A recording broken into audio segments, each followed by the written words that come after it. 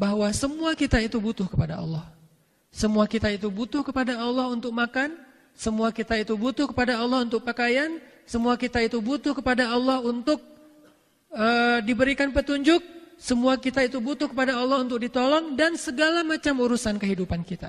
Allah hanya mengambil beberapa sampel kebutuhan kita, yang intinya semua kita butuh Allah. Dan ketika semua kita bermaksiat kepada Allah Subhanahu wa taala, tidak mau taat, semuanya merasa sombong, enggak butuh kepada Allah, itu tidak akan mengurangi kebesaran Allah sama sekali. Manusia dan jin durhaka semuanya, maka tetaplah makhluk-makhluk yang lain bertasbih kepada Allah. Atau sebaliknya, semua manusia dan jin dari makhluk yang pertama diciptakan sampai terakhir hari kiamat, semuanya taat kepada Allah, dan itu pun tidak menguntungkan Allah sedikit pun. Tidak menambah kebesaran dan keagungan Allah sedikit pun. Yang intinya Allah nggak butuh kita, kita yang butuh Allah. Itu maksudnya.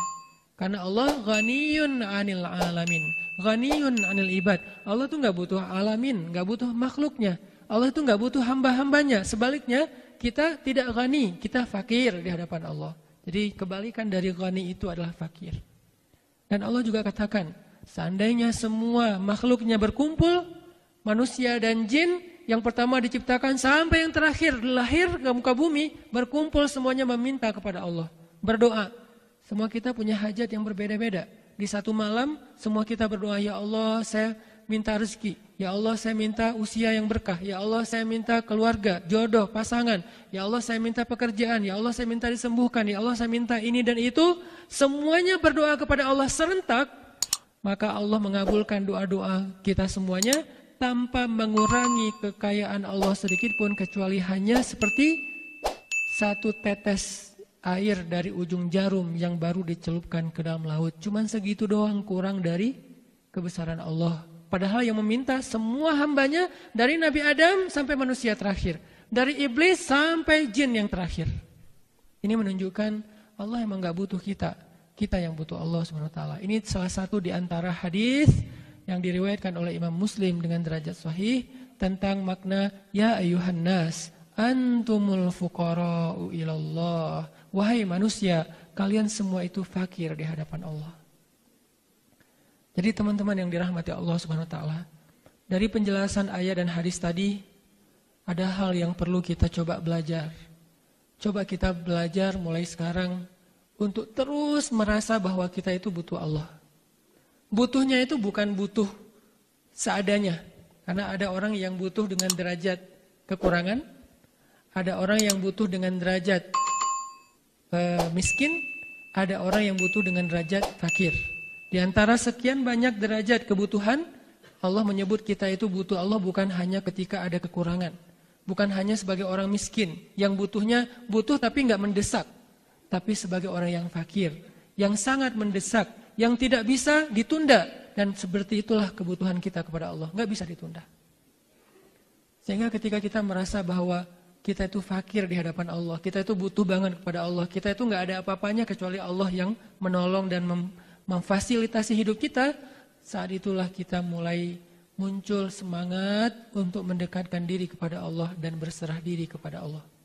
Mendekatkan diri kepada Allah dalam bentuk ketaatan, berserah diri kepada Allah dalam bentuk roja, permintaan, berdoa, memohon kepada Allah Subhanahu wa taala. Fakir. Sebaliknya ketika kita merasa bahwa hidup kita bisa berjalan tanpa harus berdoa, hidup kita bisa berjalan tanpa harus meminta kepada Allah, maka kita sudah terjebak kepada penyakitnya Abu Jahal, Fir'aun, Namrud, Qarun. Bukan penyakit iblis. Kalau penyakit iblis itu sombong. Kalau penyakit yang disebutkan tadi, Fir'aun, itu tidak merasa butuh. Arti tidak merasa butuh, dia terlalu pede bisa hidup tanpa Allah Subhanahu wa taala. Apa bentuk praktis dari merasa fakir di hadapan Allah? Bentuk praktisnya kita nggak berani macam-macam. Karena ketika kita macam-macam dengan Allah, kita melanggar syariat Allah, maka kita nanti akan menjadi kesusahan. Soalnya kita butuh Allah terus. Ini pentingnya merasa fakir. Makin dalam merasa fakirnya, makin takut melanggar kepada Allah. Makin takut bikin Allah marah. Makin takut bikin Allah kecewa. Kenapa? Karena Allah kalau udah kecewa, udah marah, kita durhaka kepada Allah, kita sendiri yang akan kesusahan. Kenapa ada orang yang berani berbuat maksiat di hadapan Allah? Kalau ditanya, kamu yakin Allah melihat? Ya, dia tahu Allah melihat. Kenapa masih bermaksiat? Karena dia merasa bahwa dengan bermaksiat, hidupnya tidak akan ada apa-apa, tidak akan terjadi apa-apa. Hidupnya tidak akan menjadi susah, soalnya dia terlalu pede dengan kehidupannya. Ada orang ketika dia berbuat maksiat, kenapa dia berani dan tidak takut kepada Allah? Karena dia merasa bahwa setelah bermaksiat pun tidak ada yang berpengaruh terlalu besar dalam kesusahan hidupnya. Biasa-biasa saja. Dia tetap bisa makan, dia tetap bisa punya penghasilan, dia punya keluarga yang aman-aman aja. Hampir tidak berpengaruh ke dalam kehidupannya secara negatif. Ini orang yang istighna nih. Kok Allah biarkan? Allah bukan membiarkan. Allah memberi dia kesempatan untuk sadar, insaf. Bahasa Arabnya insaf. Allah memberi dia kesempatan buat insaf. Allah kasih dia teguran-teguran kecil. Sampai teguran besar. Seperti Firaun. Teguran pertamanya apa? Teguran pertama Firaun bukan belalang, bukan kodok, bukan sungai Nil menjadi merah, bukan badai, bukan. Teguran pertama buat Firaun itu lembut banget. Didatangkan kepada Firaun 2 nabi sekaligus. Dan Allah mengatakan kepada 2 nabi itu apa? Wa qula lahu qawlan layyinan. Bicaralah dengan dia dengan ucapan yang lemah lembut. Orang udah sedurhaka Firaun, ketika Allah menegurnya, Allah nggak langsung mendatangkan musibah ditenggelamkan ke dalam laut. Enggak. Allah bertahap menegur dia justru dengan nasihat yang lemah lembut. Dan kita mengalami itu. Kalau Firaun saja yang durhaka, Allah datangkan orang untuk menasehatinya dengan nasihat yang layyinan, dengan lemah lembut, maka kita pasti juga merasakan hal yang sama. Datang nasihat lewat tausiah, datang nasihat lewat broadcast di grup, datang nasihat lewat japri dari teman kita, DM, datang nasihat lewat tiba-tiba ngeklik apa, nggak sengaja ternyata itu bentuknya quote tentang agama, datang nasihat dari YouTube, lewat video-video para ustadz, para da'i, para ulama, itu semuanya qaulan layyinan, nasihat mau'izatan hasanah, nasihat yang baik dari Allah kepada kita sebelum dikasih nasihat yang lebih keras. Biasanya kayak gitu. Pernah nggak teman-teman ngerasain, terutama yang buat cowok-cowok nih, lagi sholat Jumat, materi khutbahnya itu kayak kita banget. Seolah-olah khatib itu kenal kita. Seolah-olah kita baru selesai curhat sama khatib. Atau seolah-olah ada teman kita curhat kepada khatib tentang kita, sehingga jadi kayak request, kalau bisa nanti temanya tentang ini aja Ustadz. Jadi beliau khutbah isinya tuh kita banget. Padahal kita nggak kenal sama khatib, nggak ngobrol sama khatib, nggak ada kode-kodean dengan khatib. Kenapa dia bisa menyampaikan materi tentang itu? Dan bisa jadi dari sisi khatibnya sendiri, karena saya juga ngerasa pernah seperti itu, seringkali mau menyampaikan satu materi, tapi yang disampaikan berbeda lagi. Seolah-olah Allah menuntun lisannya kepada sesuatu yang Allah ingin menasihati ini secara khusus kepada hambanya yang ada di antara banyak hamba itu.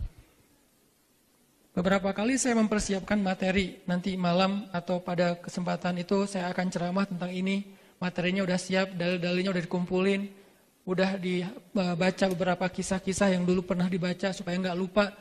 Pas on the stage, mulai dari prolog, mukadimah, udah ngalir, ternyata materinya beda lagi. Termasuk malam ini. Tadi udah disampaikan materinya mau apa gitu, tiba-tiba ya udah deh tentang fakir aja. Bisa jadi ini adalah ilham dari Allah untuk menasihatin diri saya sendiri. Atau bisa jadi juga diri saya dan beberapa orang di antara kita. Atau bisa jadi untuk kita semuanya. Yang pasti kita sering ngalamin, dan saya juga sering ngalamin. Karena emang udah sekitar 2 tahun saya nggak menerima jadwal khutbah Jumat. Karena pengen dikhutbahi, sering mengkhutbahi kan. Sering mengkhutbahi nikah. Kan kita sering dengan khutbah nikah tapi bukan nama kita yang disebut gitu kan ya. Baper. Nah ini saya pengen ngerasain dikhutbahin. Gimana sih rasanya dikhutbahin oleh khatib Jumat. Sering nasihatin orang, jarang dinasihati. Dengar nih, dan nggak milih-milih masjid. Kadang-kadang lagi di jalan mampir. Atau misalnya kayak mau nyoba masjid baru, karena masjid yang dekat rumah udah sering, coba masjid yang lain. Khatibnya juga nggak kenal dengan saya nggak kenal dengan beliau. Tiba-tiba menyampaikan materi yang saya ngerasa ini kayak ceramahin saya pribadi nih. Seolah-olah jamaah Jumatnya cuma ada saya sendiri. Itu tuh kita banget. Kenapa teman-teman? Itu yang disebut dengan mau'izatin hasanah dari Allah melalui khatib, ustadz, dai. Kita tuh yang lagi dinasihati oleh Allah. Kalau cara ini nggak berhasil, setelah sekian lama, Allahu a'lam yang soal waktunya berapa lama, kita nggak bisa spekulasi. Ini baru juga sekali, kayaknya masih ada kesempatan. Jadi biarin aja dulu Allah nasihatin terus, nggak usah langsung diamalin. Kan kita nggak tahu waktunya. Setelah waktunya berlalu, Allah akan gunakan cara yang lain, dikasih teguran yang bentuknya ujian, musibah. Idza kathurat dzunubul 'abdi wa lam yakun lahu 'amalin liyukaffiraha fabtalahu Allahu bil hazan liyukaffiraha. Kalau orang punya banyak dosa tapi enggak cukup amal untuk mengkifarat dosanya, Allah akan kasih dia ujian ataupun kesedihan untuk mengkifarat dosanya. Tiba-tiba dikasih ujian buat Firaun dengan berbagai macam masalah, mulai dari anaknya sakit, mulai dari bangunan-bangunan yang dimakan rayap, kemudian datang belalang, kemudian datang kodok, kemudian air sungai Nil menjadi merah, kemudian menjadi badai yang dingin sekali sehingga banyak orang yang akhirnya kena penyakit dan seterusnya, nggak sadar-sadar juga. Sampai puncaknya adalah ditenggelamkan ke dalam Laut Merah. Ini kenapa? Istaghna, merasa terlalu pede dengan dirinya sendiri. Kekuatan fisiknya, pengawalnya, gengnya, keluarganya, pengikutnya, keturunannya, dan seterusnya. Hartanya, jabatannya, kekuasaannya, dia terlalu merasa nggak takut dengan Allah dan nggak merasa butuh kepada Allah. Nah ini bahaya banget. Ini yang disebut dengan istaghna. Kadang kita merasa seperti ini dengan grade yang mungkin masih ringan, tapi ada rasa itu di hati kita, kayak nggak takut berbuat dosa, atau kayak nggak penting banget untuk menyebut nama Allah di awal kegiatan kita. Sesekali doang kita nyebut Bismillahirrahmanirrahim, tapi biasanya enggak. Kalau naik kendaraan yang sehari-hari enggak, giliran naik pesawat doa safarnya lengkap, apalagi jenis pesawat tertentu gitu, itu doa safarnya lebih banyak lagi gitu. Yang mungkin takut jatuh lah karena banyak track record pesawat ini sering jatuh. Jadi kalau naik pesawat itu Bismillahirrahmanirrahim, Subhanalladzi sakhkhara lana hadza wa ma kunna lahu, sampai landing masih doa. Saking subhanallah ya, tawakalnya luar biasa. Tapi giliran naik pesawat yang mungkin lebih lux, lebih mahal, lebih track recordnya jarang kecelakaan dan dikasih makanan pula di dalam pesawat, dia lupa dengan doa. Seolah-olah dia naik pesawat itu udah pasti selamat. Berarti dia mulai istaghna di sini. Enggak merasa butuh lagi kepada Allah ketika terfasilitasi hidupnya. Ketika dia mau jalan di siang hari, dia enggak doa. Ketika jalannya di malam hari, tengah malam, takut begal segala macam, doanya panjang. Ada juga yang siang hari doanya panjang. Kenapa? Takut tilang, enggak bawa SIM gitu. Sampai auzubillahi min polisi. Aku berlindung kepada Allah dari polisi gitu kan ya.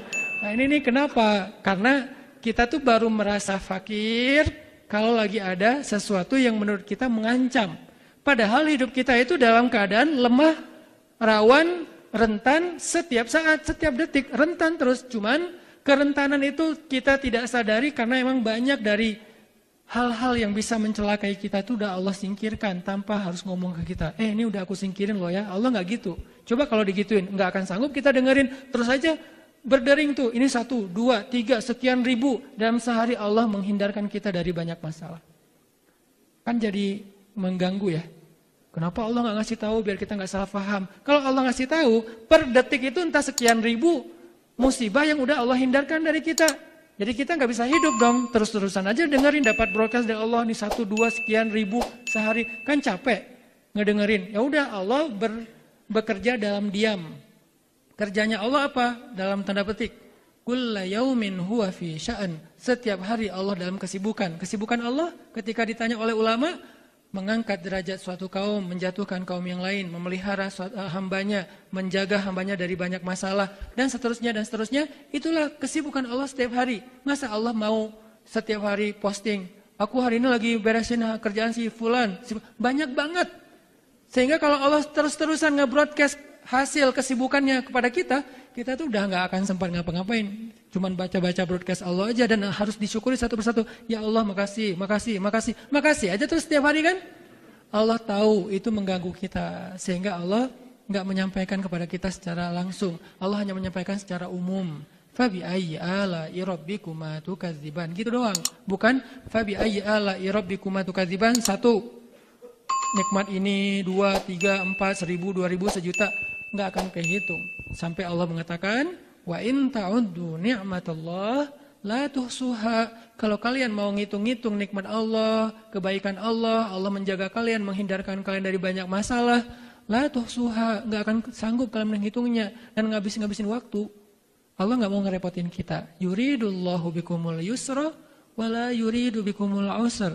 Allah pengen memudahkan kalian, Allah nggak pengen menyusahkan kalian. Cuman masalahnya gara-gara Allah nggak selalu nge-mention bab itu kepada kita, akhirnya kita jadi lupa. Seolah-olah kita nggak pernah ditolong sama Allah. Sesekali Allah ingatkan, sesekali Allah ingatkan. Itu teman-teman. Jadi kalau kita mau belajar dekat sama Allah, belajar merasa fakir. Merasa fakir itu dua. Satu, merasa butuh kepada Allah. Kedua, merasa nggak bisa apa-apa tanpa Allah. Setiap hari kita merasa kayak gitu. Orang makin fakir, makin panjang doanya. Dan makin panjang doanya, Allah makin suka sama dia. Karena Allah suka banget ketika hambanya meminta. Bahkan sampai Allah mengatakan di hadis qudsi, minta aja apapun yang kalian butuhkan. Semuanya serentak gak apa-apa, itu gak akan merepotkan aku sama sekali. Dan kalau kalian pun bermaksiat, itu juga gak akan bikin aku kekurangan, keagungannya jadi terganggu. Enggak sama sekali. Jadi Allah tuh gak kayak kita ketika ada yang ngebully, heboh, terus yang unfollow, panik gitu kan ya. Itu mah kita di unfollow panik. Apalagi yang unfollow dia panik gitu. Kalau di follow senang gitu, setiap hari dilihat berapa penambahan followers, terus dihitung-hitung kalau ada yang di-mention sama selebgram nambah followers 3.000 dalam hitungan sekian menit gitu-gitu kan. Karena kita butuh followers, Allah gak butuh followers. Kita follow Allah atau unfollow Allah itu gak ngaruh buat Allah. Kita follow gak nambah keagungannya, kita unfollow itu artinya murtad. Follow itu artinya converting to Islam misalnya. Itu nggak akan menambah keagungan Allah. Kita murtad, unfollow, nggak akan mengurangi keagungan Allah. Biasa-biasa aja, nggak ngaruh sama sekali. Justru yang ngaruh itu kepada kita sendiri. Jadi jangan sampai kita berpikir, ya Allah senang kan saya sekarang udah beribadah nih. Untung nggak sih buat Allah? Enggak. Jadi seolah-olah kita kesannya kayak kalau udah taat gitu, udah berjasa gitu sama Allah. Ada kan orang yang merasa ketika dia udah taat, jadi berjasa sama Allah. Terus pas dia kecewa, dia tuduh Allah nggak fair. Udah gitu dia kecewa sama Allah, dia tinggalin lagi Allah. Pertama udah berhijab. Ngerasa bahwa saya udah berhijab nih ya Allah. Lihatin nih, udah serius nih berhijab nih. Terus buat Allah, untung gitu. Udah berhijab, ternyata dia mengalami ketidaknyamanan dalam hidupnya, dia lepaskan lagi hijabnya. Kecewa sama Allah.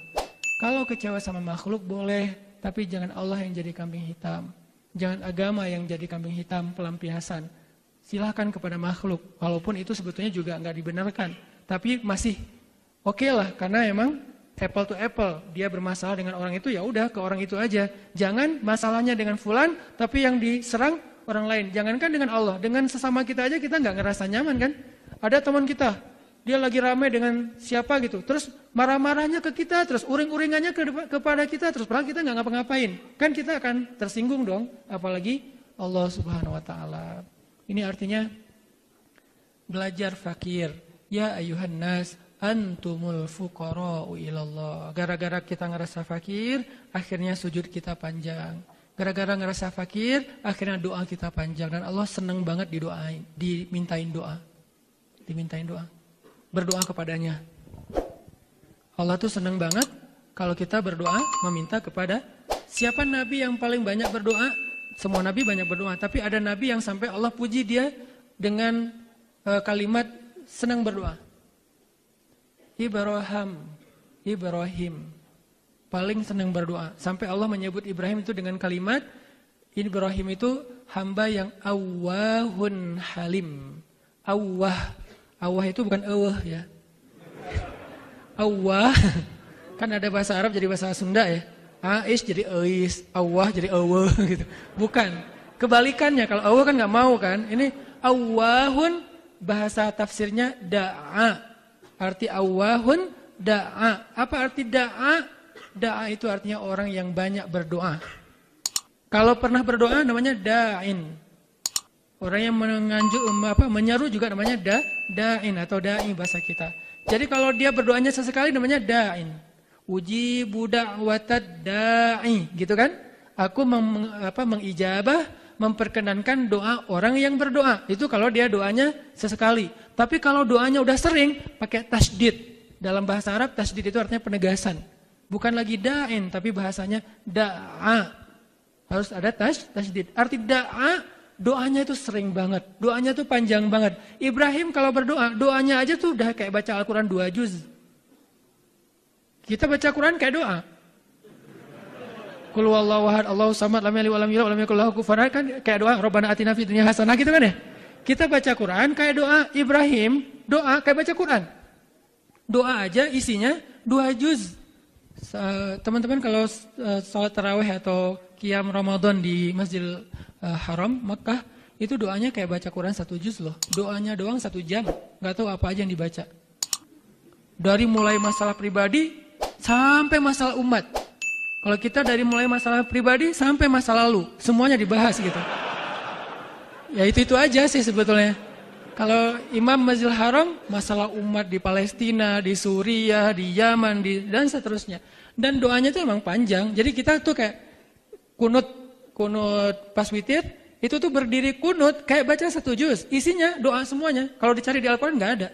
Itu tadi kunut baca surat apa sih? Bukan surat, itu lagi doa. Nah ini namanya da'a. Dan Nabi yang paling panjang doanya, yang paling sering berdoa, salah satunya adalah Nabi Ibrahim alaihissalam. Sehingga Allah menyebutkan Nabi Ibrahim di Al-Quran dengan kalimat Awwahun Halim. Nabi yang banyak berdoa dan paling penyabar.